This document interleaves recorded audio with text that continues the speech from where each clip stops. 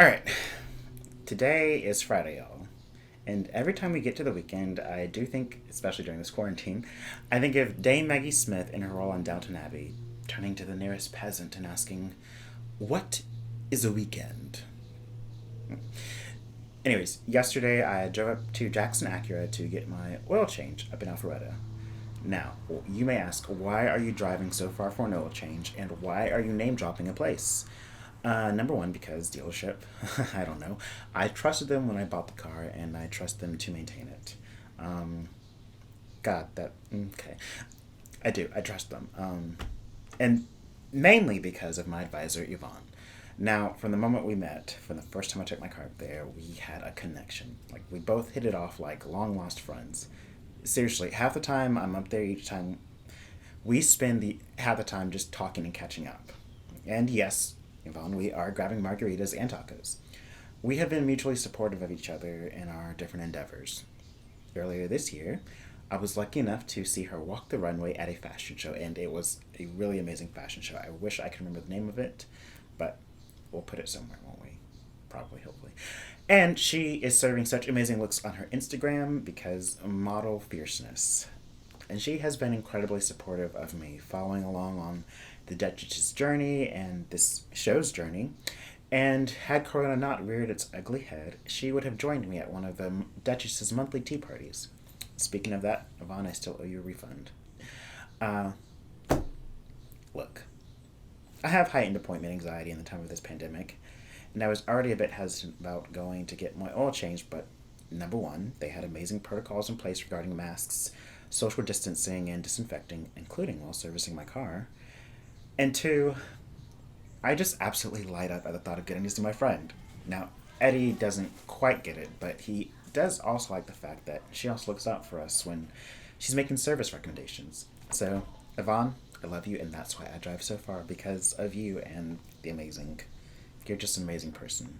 You're beautiful. Thank you for all the encouragement. And also, FYI, Yvonne, I owe you a message because a little bit of toot my own horn here, but the article in Voyage ATL dropped yesterday, and I was super excited about that. I mean, I guess it's time to actually reach out to a photographer and get the Duchess her own official portrait, get an official portrait done. I have a short list, and I have the emails crafted and the lookbooks assembled. I just need to make the commitment. Mm. But more importantly, I hope you'll join me for two things. This afternoon at Mass, and on Tuesday evening for a presentation of my dear friend Robert Fuson's play, Millennial Approaching / It's a Generational Thing. Robert is an insanely talented writer I've been fortunate enough to meet, and read the works he shared with me in the two different writers' groups that we both attend. And in this play, he asked me to portray Milzy. And for those who don't know, the play takes a wonderful look at genderful roles using two characters, Barbie and G.I. Joe, who eventually have a child, non binary, sex indeterminate, named Milzy. And to say that this play is a good look at intersectionality, general, uh, to say this play is a good look at intersectionality, both looking from generational standpoint and also gender, with a wonderful, subtle, yet not so subtle nod to racial intersectionality, that would feel like an understatement. This is a brilliant play, and I really do hope that y'all get a chance to see it. Yeah, it's from the first moment I read a rough draft of it, that was like, this is riveting. This is exciting. This is what makes me excited about theater.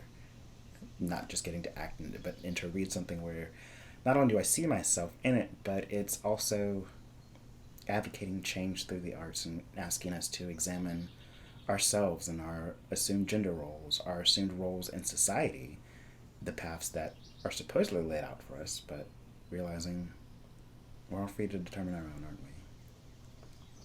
Okay. Hopefully you will join us Tuesday evening as Proud Mary Theater in Spartanburg, South Carolina virtually hosts Millennial Approaching / It's a Generational Thing.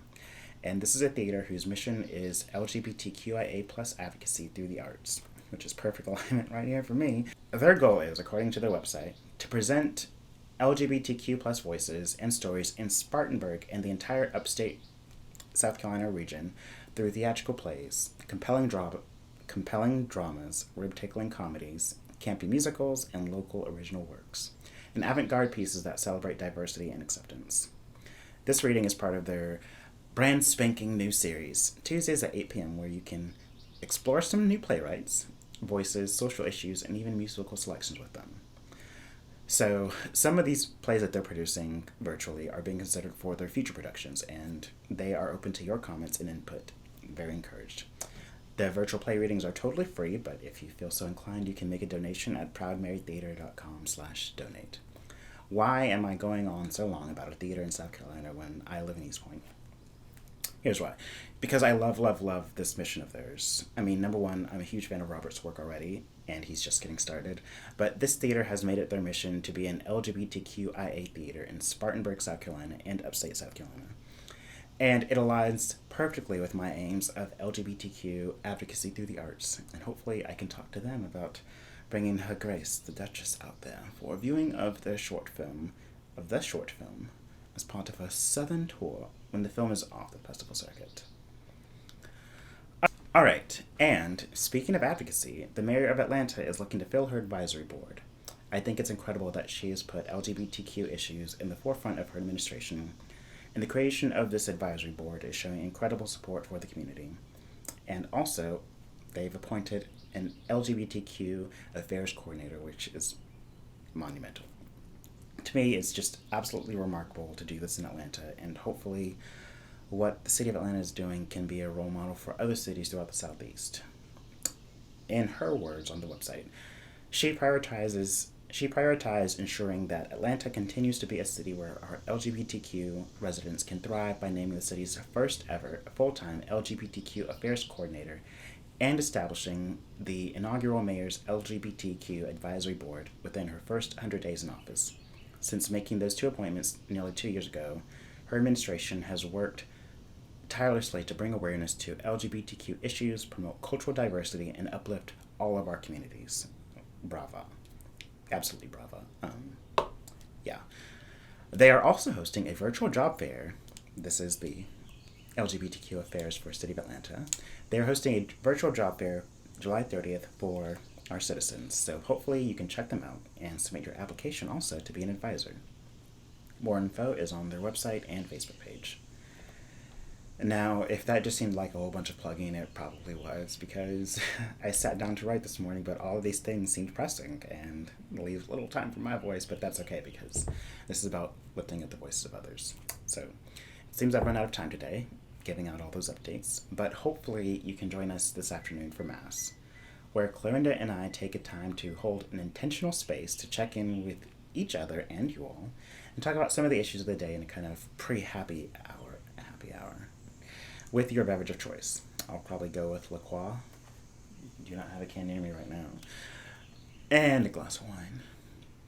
But feel free to bring your own favorite tea or beverage of choice and join our virtual audience as we share our experience and coping skills that worked for us and hear what worked for those in our audience. This week we'll be talking about grief in the time of Corona, related to how Corona has impacted and caused loss for us all in many ways that are all valid.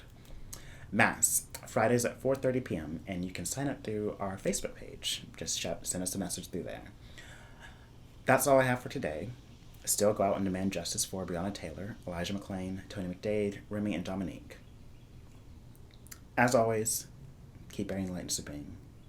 I love you all, and until next time, have a good weekend.